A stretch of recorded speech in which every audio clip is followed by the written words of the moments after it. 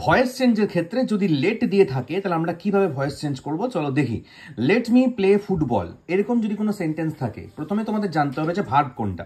এখানে ভার্ব কোনটা? যদি আমি প্লেকে প্রশ্ন করি, প্লেটা হচ্ছে কাজ করা, কাজ করাকে ভার্ব বলে। ভার্বকে আমাদের কোন ওয়ার্ড দিয়ে প্রশ্ন করতে হবে?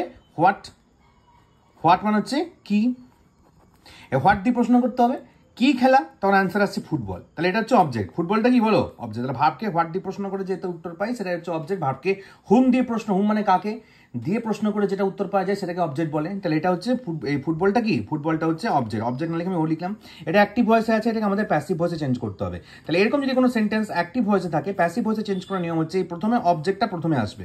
তাহলে কি প্রথমে লেটটা কিন্তু বসে যাবে। লেট দিয়ে যদি কোনো সেন্টেন্স থাকে তাহলে লেটটা কিন্তু চেঞ্জ হবে না, লেটটা এখানে বসবে। তাহলে লেটটাকে আমি এখানে বসিয়ে দেবো, লেট বসাও, লেট। এবার কি লেখা আছে এখানে? ফুটবল লেখা রয়েছে। তাহলে লেটের পর আমি কি লিখবো বলো? ফুটবল লিখবো। তাহলে হলো, বসিয়ে দিলাম লেট ফুটবল। এবার কি করতে হবে আমাদের? এরকম যদি সেন্টেন্স থাকে তাহলে এখানে বি লিখতে হবে। এখানে তো বি লেখা নেই, লেখা আছে বি, লেখা নেই, তাহলে বি বসে গেল। এবার যে ভার্বটা আছে সেই ভার্বের V3 ফর্ম, তাহলে প্লেড V3 ফর্ম কি? Played, PLAYED, played. তারপর লিখতে হবে BY, বাই, এই বাইটা কিন্তু লিখতে হবে, বাইটা এখানে কিন্তু লেখা নেই। এবার এখানে কি লেখা আছে? Me, let football be played by me. তাহলে এখানে মিটা তো অবজেক্ট, তাহলে এখানে কোনো সাবজেক্ট নেই। আমরা জানতাম কি সাবজেক্ট যদি ভয়েস চেঞ্জের ক্ষেত্রে থাকে সাবজেক্টটা কি হয় বলো? অবজেক্ট হয়, আর অবজেক্টটা কি হয়? সাবজেক্ট হয়। অবজেক্ট যেটা অ্যাক্টিভ ভয়েসের অবজেক্ট সেটা সাবজেক্ট হয়। যেমন দেখতে পাচ্ছেন না ফুটবলটা এখানে কি?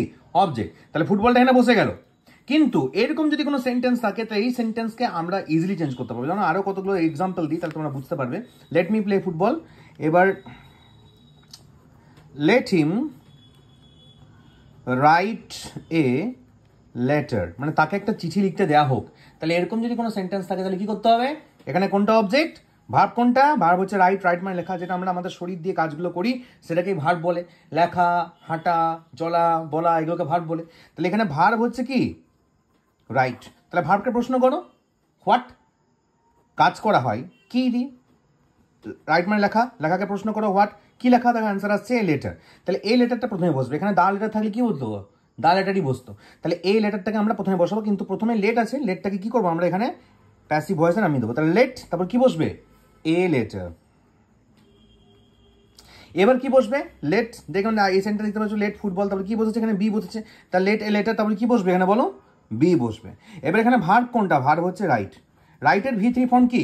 রাইট, রোট, রিটেন, মানে ভার্বের V3 ফর্মটা বসবে। তা let a letter be written, WRITTEN, written.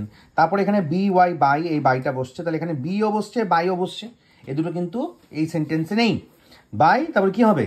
হিমটা change, এখানে হিমই বসে যাবে। Let a letter be written by him. মাথা ঢুকলো? এরকম যদি কোনো সেন্টেন্স থাকে, লেট দিয়ে যদি কোনো সেন্টেন্স থাকে তাহলে চিন্তা করার কিচ্ছু নেই, ওই লেটটাকে আমাদের বসাতে হবে। অবজেক্টটা আমাদের সাবজেক্টের জায়গায় আসবে, তারপরে বি বসবে, তারপর যে ভার্বটা আছে, যে মেন ভার্বটা আছে, যেটাকে তুমি অবজেক্টকে বের করার জন্য ভার্বকে প্রশ্ন করেছিল ভার্ব দিয়ে, সেই ভার্বের V3 ফর্মটা বসবে। এখানে প্লেড V3 ফর্মটা কি হয়ে গেছে? প্লেড হয়ে গেছে। তারপর বাই বসে মি।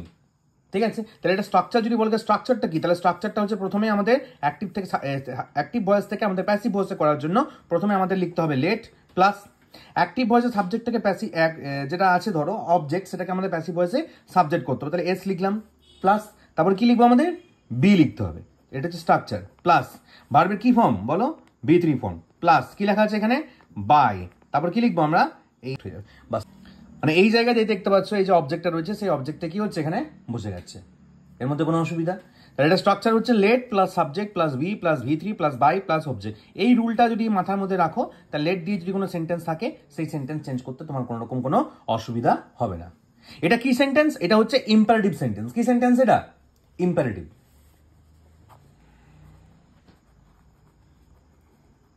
ইম্পারেটিভ মানে কি? যে সেন্টেন্সের মাধ্যমে অর্ডার করা হয়, রিকোয়েস্ট করা হয়, আর কি করা হয়? অ্যাডভাইস দেওয়া হয়। সেটাকে কি সেন্টেন্স বলে? ইম্পারেটিভ সেন্টেন্স বলে। মাথা ঢুকেছে? তা চলো এই কাজটা করা যাক, চলো খেলা যাক, চলো দৌড়ানো যাক, এই যে সেন্টেন্সগুলো, চলো আজকে স্কুল যাওয়া যাক, এগুলো কি সেন্টেন্স? সবগুলোই ইম্পারেটিভ সেন্টেন্স।